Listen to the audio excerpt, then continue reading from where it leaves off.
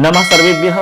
नमस्कार दोस्तों, आप सबका हमारे YouTube चैनल लखनवाली में। दोस्तों आपको पता है कि जो 12वीं क्लास के संस्कृत के स्टूडेंट हैं दोस्तों, आपको छठवां पाठ हम यहाँ पर पढ़ा रहे हैं। इससे पहले हमने एक वीडियो अपलोड कर दिया है जिसमें हमने पाठ का परिचय बताया था और 3 श्लोक आपको हम अच्छे से बता चुके हैं। हमारा पाठ है षष्ठ पाठ है सूक्ति सुधा। ठीक है, बहुत ही सुंदर पाठ है दोस्तों। आज हमारा चौथा श्लोक स्टार्ट होगा, तो चलिए दोस्तों चौथे श्लोक को हम अच्छे से समझ लेते हैं और पढ़ लेते हैं। देखिए, जैसे कि स्क्रीन पर आपको दिख रहा होगा, ये हमारा चौथा श्लोक है दोस्तों। ठीक है, ये हमारा चौथा श्लोक जो है, इसमें अनुष्टुप आपका छंद है और अनुष्टुप छंद में आप जानते हैं प्रत्येक लाइन में आपके 8-8 अक्षर या वर्ण आपको मिलते हैं। तो चलिए सबसे पहले हम इसका उच्चारण करते हैं, उसके बाद में शब्दों का अर्थ समझेंगे और फिर इसका हम अन्वय करके आपको पूरे श्लोक का अर्थ बताएंगे दोस्तों। तो चलिए स्टार्ट करते हैं। सभी मेरे साथ में उच्चारण करें दोस्तों, क्योंकि उच्चारण करना भी आपको आना चाहिए। देखिए तो अनुष्टुप को हम कैसे बोलते हैं, एक बार अनुष्टुप की एक लाइन बोल के बता रहा हूं, फिर मैं आपको इस छंद को बोल के बताऊंगा।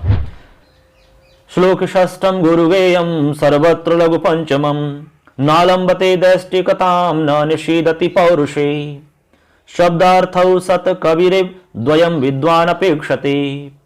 इस प्रकार से बोलते हैं इसको। ठीक है, नालंबते दैष्टिकताम न निषीदति पौरुषे शब्दार्थौ सत कविरेव द्वयम विद्वान अपेक्षते। ऐसे आपको बोलना है इसको, जैसे हम अनुष्टुप को बोलते हैं ना, श्लोक षष्ठम गुरुगेयम सर्वत्र लघु पंचमम द्विचतुष्पादयो ऋष्वम सप्तमम दीर्घमन्नयो। इसी प्रकार आपको इसको बोलना है।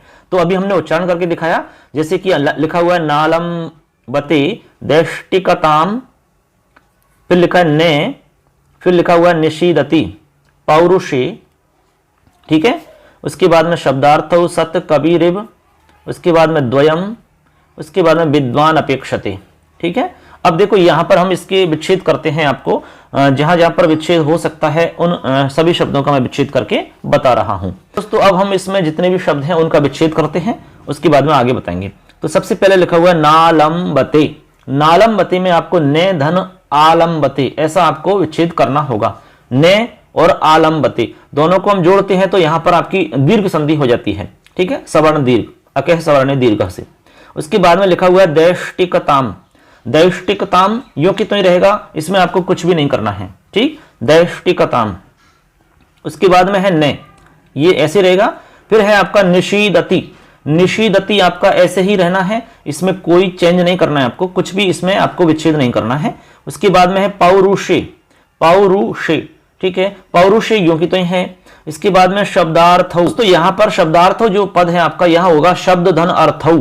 ठीक है, शब्द धन अर्थौ दोनों को मिलाओगे तो यहां पर भी दीर्घ संधि हो जाएगी, शब्दार्थौ बन जाएगा। आगे है सत कविरिव। सत कविरिव, तो यहां पर आपको हो जाएगा सत कवि ही। देखो एक तो हो जाएगा सत कवि ही धन इव। ठीक है, यहां पर आपकी विसर्ग संधि हो जाएगी, विसर्ग को रे बनेगा और रे आपका, रे में आपका ई मिलेगा तो रिव दिख रहा है आपको, सत कवि रिव। फिर है द्वयम, जो कि तो ही देखना है। उसके बाद में विद्वान अपेक्षते। विद्वान अपेक्षते, ठीक है, विद्वान अपेक्षते लिखा हुआ है आपके सामने। तो यहां पर आपको 2 टुकड़े करने होंगे इसके, यानी कि यहां पर भी विच्छेद हो जाएगा, विद्वान धन अपेक्षते। एक तो हो जाएगा विद्वान धन अपेक्षते, ऐसे आप समझ गए। अब इसमें हम चलते हैं अगली प्रोसेस में। आगे हम अब आपको एक एक शब्द का अर्थ बता रहे हैं। जितने भी शब्द हैं सभी शब्दों का मैं अर्थ आपको बताऊंगा, इसलिए अच्छे से पूरा वीडियो सुनना, समझना और सभी दोस्तों को शेयर भी कर देना। और चैनल से नहीं जुड़े हैं तो अभी सब्सक्राइब कर लो, बेल आइकन को प्रेस कर दो दोस्तों। ठीक, चलिए। तो सबसे पहले यहां पर लिखा हुआ है आपके सामने ने। ने यानी होता है नहीं। ठीक, तो ने लिखा हुआ है, ने का मतलब नहीं होता है। फिर लिखा हुआ है आलंबते। आलंबते, आलंबते का अर्थ होता है सहारा लेता है। क्या होता है? सहारा लेता है। ठीक है, आलंबते। उसके बाद में है दैष्टिकताम। दैष्टिकताम का मतलब होता है आपका भाग्यत्व का या भाग्य का, ऐसा हम कह सकते हैं। ठीक है, किसका? भाग्यत्व का, भाग्य का, ऐसा मान लो। उसके बाद में लिखा है ने यानी नहीं। उसके बाद में निषीदति। निषीदति का अर्थ क्या होता है बताइए बच्चों? निषीदति का अर्थ होता है बच्चों सहारा लेता है। ठीक है, सहारा लेता है या आश्रय लेता है। बात समझ गए? आश्रय लेता है, ऐसे आप समझ लीजिए। उसके बाद में लिखा है पौरुषे। पौरुषे का अर्थ क्या होता है? पौरुषे का अर्थ हो जाएगा उद्यम, उद्यम, परिश्रम, मेहनत, कोशिश, उसको कहते हैं पौरुष। ठीक है, पौरुष। समझ गए बात को यहां तक? इसके बाद में लिखा हुआ शब्दार्थौ। शब्दार्थौ का मतलब हो गया शब्द और अर्थ, ठीक, दोनों शब्दार्थ, शब्द और अर्थ दो हो गए आपके। उसके बाद में सत कबि रिब, सत कवि ही धन इब, तो सत कवि ही इब का अर्थ हो जाएगा एक अच्छे कवि के समान या एक अच्छे कवि की तरह। सत्य यानी अच्छा होता है, कवि का मतलब आप जानते हैं जो कविताएं पाठ लिखना करना जो करते हैं वो कवि कहलाते हैं, ठीक है। और इब का मतलब के समान या की तरह, तो इसका अर्थ हो जाएगा आपका सत कवि रिब का कि एक अच्छे कवि के समान। द्वयम यानी दो या दोनों, ठीक। उसके बाद में विद्वान अपेक्षते, तो यहां पर विद्वान और अपेक्षते दो हैं, तो विद्वान तो आप जानते ही हैं, ठीक है, विद्वान। उसके बाद में अपेक्षते का मतलब अपेक्षा करता है, अपेक्षते यानी अपेक्षा करता है। जैसे हमें किसी के प्रति अपेक्षा होती है, नहीं नहीं ये बच्चा तो ऐसा कर सकता भाई, हमें अपेक्षा है उसके प्रति, ऐसा, समझ गए। तो सभी शब्दों का अर्थ हो गया। अब मैं इसका अन्वय एक साथ बता रहा हूं, फिर उसका अर्थ बता दूंगा, ठीक। चलिए अन्वय देख लो आप। इसका अन्वय हो जाएगा बच्चों, यहां से देखिए अन्वय आपको स्टार्ट करना होगा विद्वान से, ठीक है। विद्वान से आपको अन्वय स्टार्ट करेंगे तो लिखेंगे विद्वान, उसके बाद में नए दैष्टिकताम, नए दैष्टिकताम, विद्वान न दैष्टिकताम आलंबते, यहां से आपको आलंबते लेना है। उसके बाद में लिखना है ने यहां से ले लो ने, फिर उसके बाद में पौरुषे निषीदति, ने पौरुषे निषीदति। उसके बाद में लिखेंगे सत कवि ही इव, सत कवि ही इव, फिर उसके बाद में शब्दार्थौ, फिर उसके बाद में द्वयम, फिर उसके बाद में लिखेंगे अपेक्षते, फिर बचा हुआ है अपेक्षते। तो अब पूरे को एक साथ बोल के बता रहा हूं, अन्वय को अच्छे से समझ लेना। लिखेंगे विद्वान ने दैष्टिकताम आलंबते ने पौरुषे निषीदति, सत कवि ही एव शब्दार्थौ द्वयम अपेक्षते। बहुत ही सुंदर है, ठीक, एकदम स्पष्ट है, कोई दिक्कत नहीं होगी आपको। अब देखिए इसका मैं अर्थ आपको बताता हूं, ठीक। हमने इसमें आपको उच्चारण बताया, फिर विच्छेद करके बताए, फिर एक एक शब्द का अर्थ बताया। अब आपको हम इसका अर्थ बता रहे हैं पूरे इस श्लोक का। देखिए दोस्तों, इस श्लोक के अंदर कवि कहता है कि विद्वान पुरुष भाग्य और परिश्रम का अनादर नहीं करते हैं, ठीक है, वो शब्दार्थ की ही अपेक्षा करता है, यानी जो कवि होता है वो शब्दार्थ की ही अपेक्षा करता है, ऐसे आपको समझना है। पूरा अर्थ एक बार दोबारा से, तो अब इसका अर्थ समझो आप। तो इसमें महाकवि माघ कहते हैं विद्वान न तो भाग्य का सहारा लेता है और न ही उद्यम का आश्रय लेता है, वह एक अच्छे कवि के समान शब्द और अर्थ दोनों की अपेक्षा करता है। यह इसका अर्थ है दोस्तों, दोबारा समझो। इसमें महाकवि माघ जी कहते हैं कि विद्वान मनुष्य न तो भाग्य का सहारा लेता है और न ही परिश्रम की शरण में जाता है, अर्थात उद्यम की शरण में जाता है।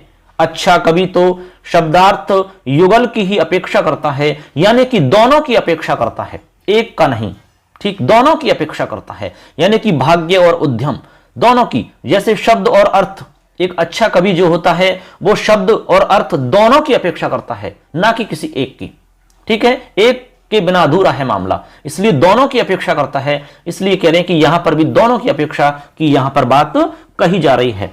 तो इसका यह मतलब है, अच्छे से आप समझ के होंगे दोस्तों, ठीक है। इसलिए हमें अपने परिश्रम को नहीं छोड़ना है, भाग्य की बसीभूत होकर के सारे काम नहीं छोड़ना है। ऐसा नहीं कि भाग्य में जो होगा वो होगा, ऐसा नहीं है दोस्तों, होगा मान रहे हैं, लेकिन भाग्य भी आपका उद्यम या परिश्रम के सहारे ही चलता है। ऐसा कहते हैं कि जो भाग्य में है वो भाग कर आएगा और जो भाग्य में नहीं है वो भाग कर भी चला जाएगा। लेकिन दोस्तों ये सब कुछ भाग्य है जो टिका होता है सिर्फ और सिर्फ आपकी मेहनत पर। दोस्तों जब तक मेहनत नहीं करोगे सब कुछ असंभव दिखेगा दोस्तों आपको। इसलिए मेहनत करनी है, परिश्रम करना है। परिश्रम, मेहनत और कोशिश से दुनिया का हर काम आसान हो जाता है। आपने एक दोहा सुना होगा कि करत करत अभ्यास के जड़मति होत सुजान, रसरी आवत जात से शिल पर पड़त निशान। जब शिल पर निशान पड़ जाता है एक मंद बुद्धि व्यक्ति भी सुजान बन जाता है, विद्वान बन सकता है। दोस्तों तो आप क्यों नहीं सीख सकते?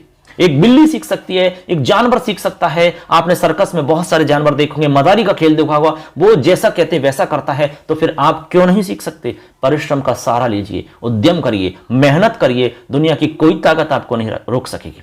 चलिए तो ये हमारा श्लोक हो गया। अगला श्लोक देखते हैं दोस्तों। देखिए दोस्तों, अगला श्लोक है हमारा पांचवा श्लोक के अंदर क्या है एक बार ऐसे देख लीजिए हम। ये हमारा पांचवा श्लोक है, इसमें सूक्ति सुधा पाठ है दोस्तों, तो सारी चीजें अच्छी अच्छी मिलेंगी आपको और बहुत अच्छे जीवन का सार आपको यहां पर मिलने वाला है दोस्तों। तो सबसे पहले मैं आपको ये बताता हूं कि इस पांचवें श्लोक में है क्या, इस पांचवें श्लोक में क्या बताया गया है, ये बात हमें पता लगनी चाहिए दोस्तों। तो दोस्तों इस श्लोक के अंदर, तो इसमें आप ये जान लो एक बार कि इसमें है क्या। इस श्लोक में कवि प्रियजन की महत्वता का वर्णन करता है, जो प्रियजन होते हैं उसका क्या महत्व होता है, इसके बारे में इसमें बताया गया है दोस्तों। इसी को हम समझेंगे अच्छे से, स्पष्ट रूप से आपको बताएंगे दोस्तों, ठीक है। चलिए सबसे पहले उच्चारण करते हैं। इसके अंदर भी आपको पता है अनुष्टुप है, तो अनुष्टुप हमने पहले बोल के बताया था। श्लोक षष्ठम गुरुगेयम सर्वत्र लघु पंचमम न किंचिदपि कुर्वाणे सौख्यर दुःख्यान्न पोहति तत्तस्य किमपि द्रव्यम यो हि यस्य प्रियो जनेः। ठीक, ये हमारा उच्चारण हो गया। एक बार नहीं, 2 बार 3 4 बार सुनो आप, तब देखो बहुत अच्छा लगेगा आपको। लिखा हुआ है ने किंचिदपि कुर्वाणे हैं सौख्यर दुःख्यान्य पोहति तत्तस्य किमपि द्रव्यम यो हि यस्य प्रियो जनेः। ठीक है, ये उच्चारण हो गया हमारा। अब इसमें विच्छेद की जहां आवश्यकता होगी वहां पर हम विच्छेद करेंगे। चलिए अगली प्रोसेस में चलते हैं। अब विच्छेद वाली प्रोसेस हो रही है हमारी। न, इसमें कोई आवश्यकता है ही नहीं। उसके बाद में लिखा हुआ है किंचिदपि, यहां पर आपको आवश्यकता है दोस्तों। यहां पर एक शब्द है किंचित, क्या है, किंचित, ते और अपि, यानी किंचित धन अपि, 2 शब्द हो गए। अब किंचित धन अपि में आपकी जस्त्व संधि होगी दोस्तों, तो तय के स्थान पर दे हो जाएगा। जस्त्व संधि के अंदर तीसरा वर्ण होता है, तो बन जाएगा किंचिदपि। ठीक है, चलें आगे। उसके बाद में है कुर्वाणे है। कुर्वाणे आपको यो की तो ही रखना है, कुछ नहीं करना है। इसके बाद में अगला हमारा शब्द है, यहां पर आपको विच्छेद करने होंगे। यहां पर एक नहीं कई विच्छेद होंगे। लिखा हुआ है सौख्यर दुःख्यान्य पोहति, तो यहां पर देखिए 3 शब्द आपके होंगे इस जगह पर। एक तो हो जाएगा सौख्य ही, ठीक है, सौख्य ही विसर्ग हो जाएगा। उसके बाद में दुखानी, यहां पर हो जाएगा दुखानी, फिर हो जाएगा अपोहति, दुखानी अपोहति। ठीक, या लिखने में थोड़ा मिस्टेक रहती है, टाइम ज्यादा लगता है, इसलिए मैं लिख कर नहीं बता रहा, बोलकर बता रहा हूं, आप अच्छे से सुनते रहना। तो सौख्य ही हो जाएगा। चलो मैं इसको एक बार लिख ही देता हूं, यहां पर थोड़ा सा समझ में आ जाएगा। सौख्य ही, ऐसे विसर्ग लग जाएगा, सौख्य ही। उसके बाद में दुखानी, ऐसे दुखानी हो जाएगा। उसके बाद में अपोहति, ऐसे। देखिए ये हमारे 3 शब्द हैं इसके अंदर, सौख्य ही, दुखानी, अपोहति। दिख रहा है सबको स्पष्ट रूप से। अब यहां पर संधि करनी है हमें, तो सौख्य ही में जो विसर्ग दिख रहा है आपको, इस विसर्ग के स्थान पर सबसे पहले तो आपको रे करना है विसर्ग संधि के नियम से। रे हो गया, रे आपका दू के ऊपर चला जाएगा। समझ गए बात को। इसके बाद में आप देखो दुखानी धन अपोहति, यहां पर आपको यण संधि करनी है। कौन सी? यण संधि करनी है। तो यण संधि होकर के आपका जो नी में ई दिख रहा है उसका ये बन जाएगा, तो बन जाएगा दुखान्य पोहति। ठीक है दोस्तों, आगे चलें। उसके बाद में देखो तत्तस्य लिखा हुआ है, तत्तस्य, तो यहां पर हो जाएगा तत् धन तस्य, तत् धन तस्य, ऐसा बनेगा। एक तो हो जाएगा तत्, दूसरा हो जाएगा तस्य, तो 2 शब्द हो गए तत् तस्य। उसके बाद में किम अपि, किम धन अपि कर सकते हैं। ठीक, वर्णों को मिला देंगे, किम अपि बन जाएगा। इसके बाद में द्रव्यम, फिर उसके बाद में यो ही यस्य प्रियो जन है, कुछ भी नहीं करना है आगे। फिर समझिए बात को। ऐसे करके हमारे सभी विच्छेद हो चुके हैं दोस्तों, कोई दिक्कत नहीं होगी आपको। हम सभी काम एक साथ बता रहे हैं आपको, संधि का काम बता रहे हैं, जो भी रहता है सब कुछ बता रहे हैं आपको। अब चलो अगली प्रोसेस में चलते हैं। अगली प्रोसेस में हम आपको एक एक शब्द का अर्थ बता रहे हैं, तो एक एक शब्द का अर्थ जान लो, उसके बाद में अन्वय के साथ में पूरे श्लोक का अर्थ बताएंगे आपको। तो सबसे पहले लिखा हुआ है न।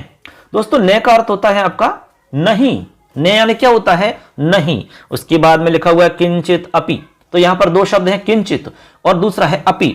तो किंचित अपि का अर्थ क्या होता है? किंचित यानी होता है कुछ, अपि यानी भी, या फिर हम कह सकते हैं वह कुछ भी। ठीक है, किंचित यानी कुछ, अपि यानी भी, तो कुछ भी ऐसा कह सकते हो आप, किंचित अपि कुछ भी। ठीक, उसके बाद अब दोस्तों आगे हमारा शब्द है कुर्वाणे है। अब देखिए कुर्वाणे जो शब्द है ये हमारा क्री धातु से बना है और इसमें शानच प्रत्यय लगाया दोस्तों। शानच प्रत्यय लगाने से हमारा कुर्वाणे बनता है, अर्थ हो जाएगा करता हुआ। ठीक है, करता हुआ। जब शानच प्रत्यय लगता है तो अर्थ निकलता है करता हुआ, जाता हुआ, खाता हुआ, रोता हुआ, हंसता हुआ, ऐसे बनते हैं अर्थ। ठीक, तो करता हुआ बन गया। आगे देखो, आगे है सौख्य ही। सौख्य ही, तो सौख्य का अर्थ होता है सुखों से। किससे? सुखों से। तीन शब्द हैं, अलग अलग बताऊंगा अर्थ। सौख्य ही यानी सुखों से या सुखों के द्वारा। उसके बाद में है दुखानी। दुखानी का मतलब होता है दुखों की। ठीक। उसके बाद में अपोहति। अपोहति का अर्थ होता है दूर करता है। समझ गए बात को? अपोहति यानी दूर करता है। ठीक, तीनों शब्दों का अर्थ समझ में आ गया। चलो आगे है तत् तस्य। तत् और तस्य। तत् यानी वह होता है, ठीक है, तत् यानी वह। उसके बाद में तस्य यानी उसका या उसकी। ठीक है, तस्य यानी उसका। के बाद में लिखा है दोस्तों किमपि। किम यानी क्या, अपि यानी भी, यानी क्या भी या कोई भी कह सकते हैं। ठीक है, किम यानी क्या और अपि यानी भी, तो क्या भी या कोई भी ऐसा अर्थ निकलेगा। द्रव्यम। द्रव्यम का अर्थ होता है कोई भी पदार्थ या धन। ठीक, द्रव्यम या कोई भी पदार्थ या धन। उसके बाद में यह। यह, इसको यो लिखा है, विसर्ग का आपका ओ बन गया, तो यो। यो का मतलब होता है जो। यो का मतलब जो। ही यानी क्योंकि, यस्य यानी जिसका, प्रिय यानी प्रिय, जन यानी व्यक्ति। ठीक है, प्रिय व्यक्ति। समझ गए आप? तो ऐसे करके इनका अर्थ हो गया सबका। तो सारे शब्दों का अर्थ हमने बता दिया है। अब हम अन्वय की प्रोसेस में चलते हैं दोस्तों, और फिर आपको बताएंगे इसका पूरे श्लोक का अर्थ। तो चलिए अन्वय बता रहा हूं मैं आपको। अब अन्वय देख लो आप इसका अच्छे से, अन्वय क्या बनेगा। तो अन्वय दोस्तों यहां से स्टार्ट करना पड़ेगा। ही से स्टार्ट होगा अन्वय। ही, फिर लिखना होगा ये, ही, य, फिर लिखना होगा जने हैं। देखो जने कहां पर आपका ये रहा, तो ही, यह है, जने हैं, यस्य प्रिय है। देखो ये रहा आपका यस्य प्रिय है, यस्य, उसके बाद में प्रिय है। हो गया। यहां से आपकी स्टार्टिंग होगी अन्वय की। यहां से देखिए, दोबारा बोलता हूं। ही, यह है, जन है, यस्य प्रिय है। ठीक है, उसके बाद में लिखना है तत् तस्य, ये वाला तत् तस्य। ठीक है, दूसरी लाइन में स्टार्टिंग में तत् तस्य, फिर लिखना है किमपि, ये आपका किमपि। किमपि के बाद में द्रव्यम, ये आपका द्रव्यम हो गया। तो पहली लाइन का अन्वय पूरा हो गया। पहली लाइन का अन्वय बोलता हूं। ही, यह है, जन है, यस्य प्रिय है, तत् तस्य किम अपि द्रव्यम। आगे कह रहे हैं किंचित अपि। किंचित अपि ने कुर्बाणे, ने कुर्बाणे सौख्य दुखानी अपोहति। यों की तो यहां जाएगा सौख्य दुखानी अपोहति। ऐसा इसका अन्वय हो जाता है बच्चों। ठीक है, अब इसका अर्थ निकल जाएगा एकदम अच्छे से। चलो अर्थ बताता हूं मैं आपको। ठीक, चलिए देखो दोस्तों, सबसे पहले तो आपको यह समझना है कि इस श्लोक के रचयिता महाकवि भवभूति जी हैं। बहुत ही अच्छे कवि हैं भवभूति जी। ठीक है, उत्तर रामचरित इनका प्रसिद्ध, ठीक है, ग्रंथ है। देखो इन्होंने कहा है इस श्लोक में कि जो प्रियजन है, वो प्रियजन का महत्व क्या होता है, इसके बारे में वर्णन किया है। बता रहे हैं वर्णन करते हुए, कहते हैं यहां पर करुण रस के आचार्य महान प्रसिद्ध कवि भवभूति प्रियजन की महत्ता पर प्रकाश डालते हुए कहते हैं कि क्योंकि जो मनुष्य जिसका प्रिय होता है वह उसका कोई भी धन होता है, अर्थात वह उसका कोई भी विशिष्ट होता है, वह कुछ भी न करता हुआ सुखों से दुखों को दूर करता ही है। तब इसका यह हो गया दोस्तों कि जो हमारा प्रियजन होता है वह प्रियजन हमें दुखों से दूर करता है, यानी हमारे दुखों को दूर करने की चेष्टा करता है, प्रयास करता है, ऐसा इसका मतलब है। दोबारा समझ लो आप इसका मतलब। तो यहां पर कवि भवभूति जी कहते हैं कि जो कोई मनुष्य जिस किसी का प्रेमी होता है या प्यारा होता है, वह स्नेह का पात्र, उसका कुछ विशेष धन होता है। ठीक है, वह उसका विशेष धन होता है। वह कुछ भी कार्य न करता हुआ सुखों से दुखों को दूर कर देता है। बस समझ गए, यानी सुखों के अंदर जो दुख हैं उनको दूर कर देता है। इसलिए हमारे जीवन में कोई भी ऐसा कोई प्रेमी होगा या कोई ऐसा प्रियजन हमारा होगा जिसको हम सारी चीजें बता देते हैं, सब कुछ हम उनको स्पष्ट बता देते हैं और हम अपने आप को हल्का महसूस करते हैं। ऐसा जो प्रियजन होता है, ऐसा जो स्नेह का पात्र जो व्यक्ति होता है, वो हमारे लिए विशेष धन होता है। इसलिए मित्रता जो होती है वो एक विशेष धन मानी जाती है दोस्तों, एक विशेष खजाना है वो आपका। यदि अच्छे मित्र आपके पास हैं तो आप बहुत महान व्यक्ति बनोगे, और आपके मित्र अच्छे नहीं हैं तो आपका रास्ता कहां जाएगा, क्या बनने वाले हो आप, कुछ भी स्पष्ट नहीं होगा। इसलिए मित्रों का फर्क जीवन पर बहुत ज्यादा पड़ता है। इसलिए अच्छे लोगों की मित्रता होगी तो सब कुछ अच्छा ही होगा, और बुरे लोगों की मित्रता होगी तो सब कुछ बुरा ही होने वाला है दोस्तों। यह है सत्संगति का फर्क। इसीलिए कहते हैं कि किम न करोति पुंसाम, इसीलिए तो कहा गया है कि सत्संगति किम न करोति पुंसाम, सत्संगति से क्या नहीं होता है, सब कुछ हो जाता है। अच्छी संगति में रहो, अच्छे दोस्तों की आप मित्रता रखिए, अच्छे लोगों को प्रियजन बनाइए आप, फिर देखिए आपके सुखों में जो दुख हैं उनको वो दूर कर देंगे दोस्तों।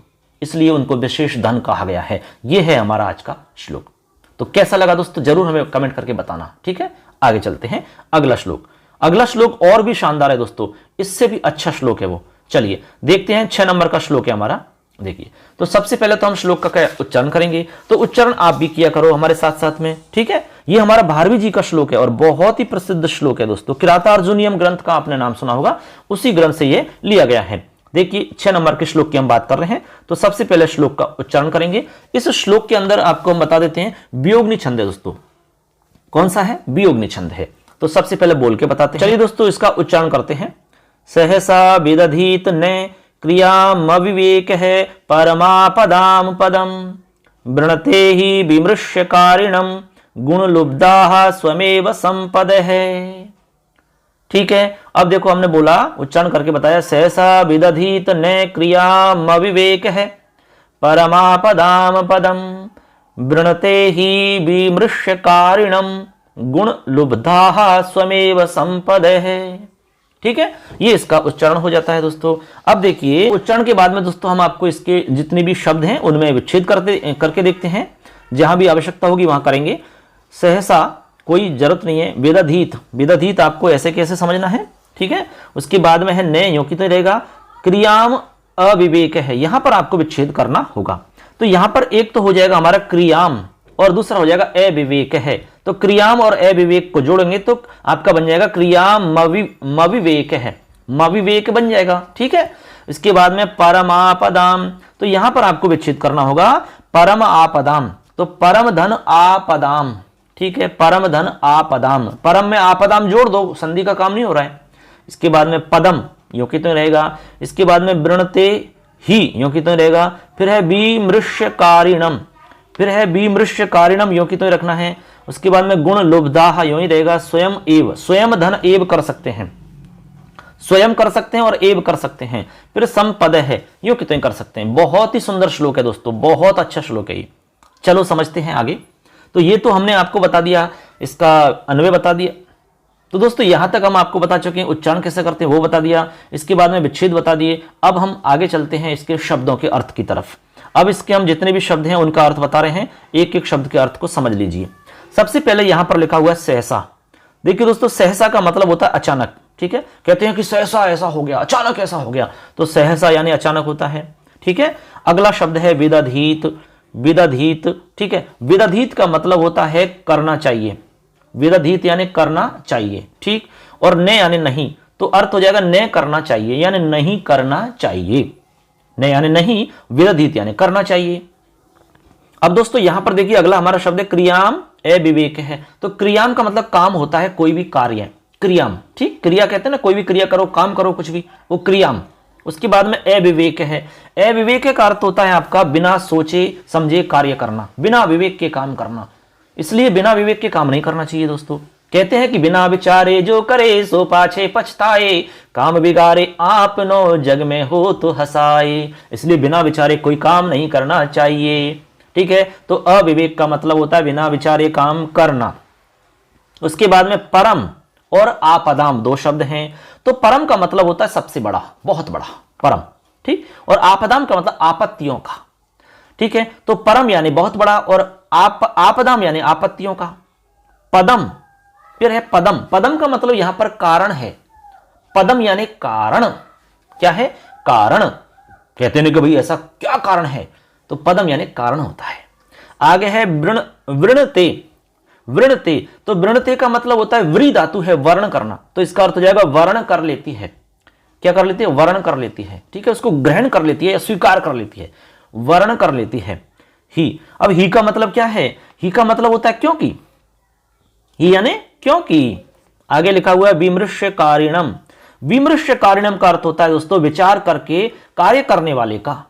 विमृश्य यानी विचार विमर्श करके काम करने वाले का, उसको कहते हैं विमृश्यकारिणम।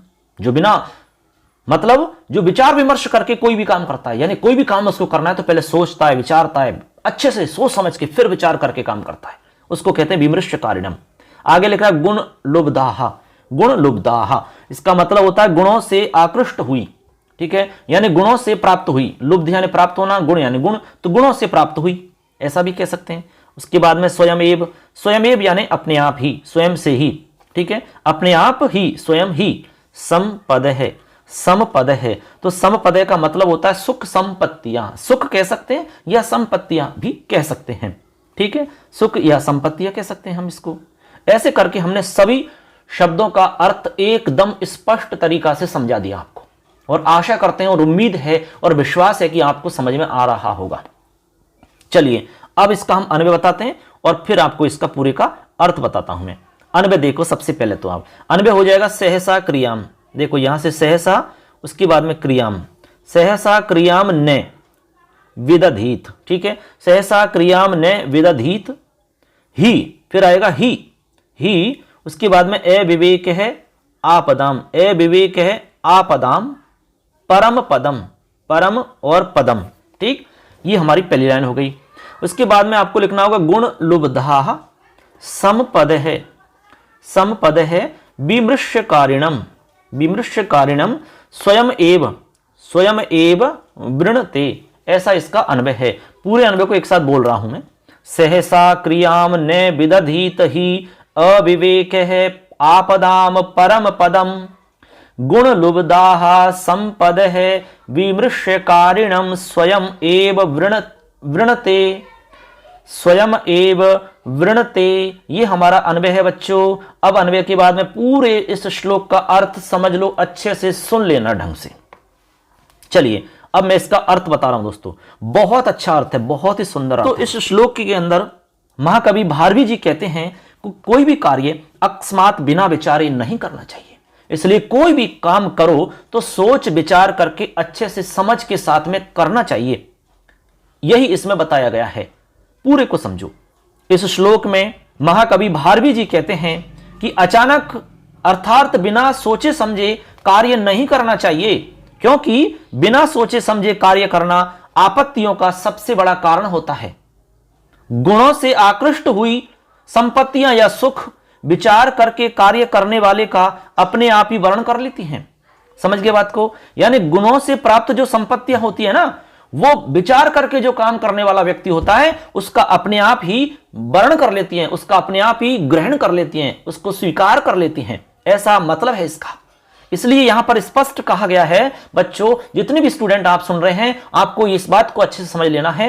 ये तो किताब की बात हो गई, लेकिन जीवन के लिए आपको क्या सीखना है, वो ये सीखना है कि कोई भी काम करो तो सोच विचार करके करो, अपने विवेक से करो, अविवेक से नहीं करना है।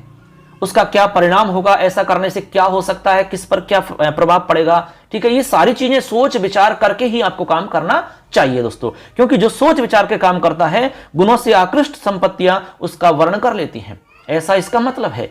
इसलिए कहा भी गया है कि बिना विचारे जो करे सो पाछे पछताए, काम बिगाड़े आपनो जग में होत हसाए। इसलिए जग में हंसी होती है उसकी और अपना काम भी बिगड़ता है, इसलिए सोच विचार के काम करना चाहिए दोस्तों, यही इसका संदेश है। चलिए आगे चलते हैं।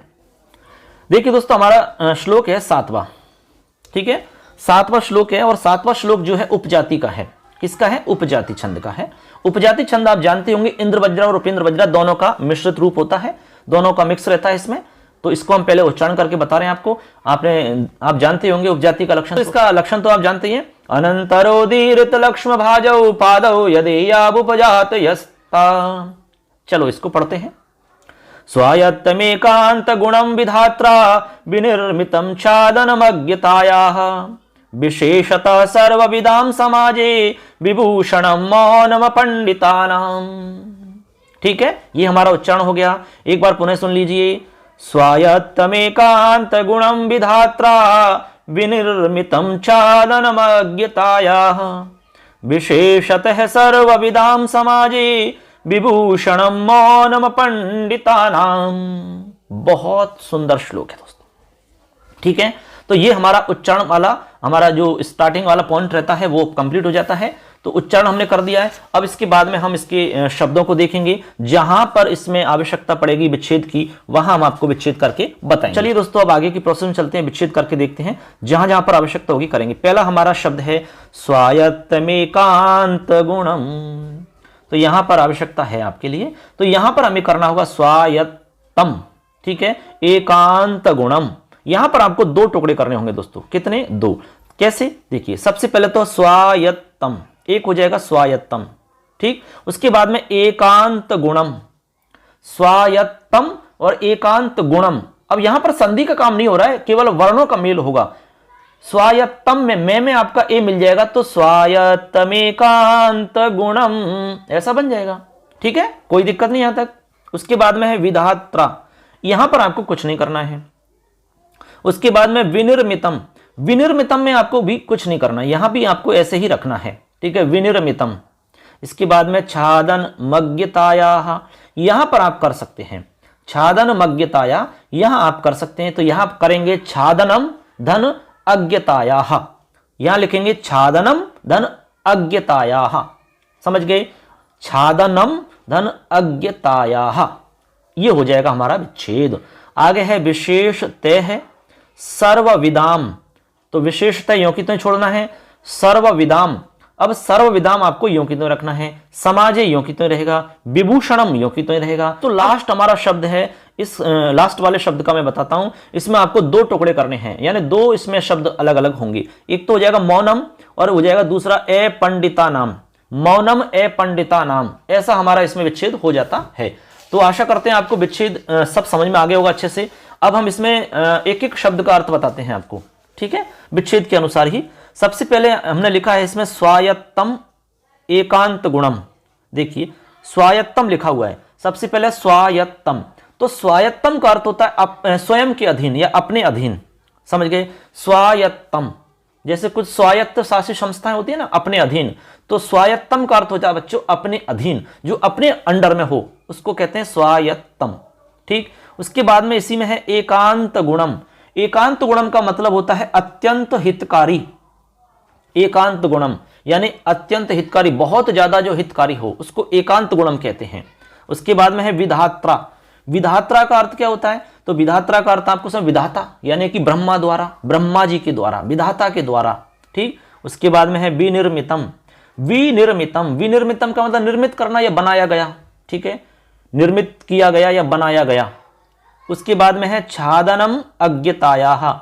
छादनम और अज्ञताया, तो छादनम का अर्थ होता है बच्चों ढकना, आवरण करना। जैसे कोई चीज है उसको आपने कपड़े से ढक दिया, उसको हम कहेंगे छादन कर दिया उसका, ठीक है, उस पर आवरण कर दिया, ऐसे हम कह सकते हैं। उसके बाद में अज्ञताया।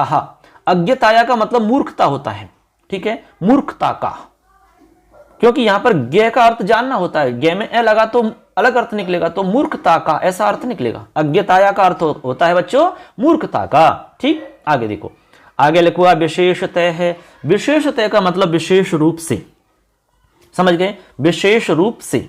आगे है सर्वविदाम।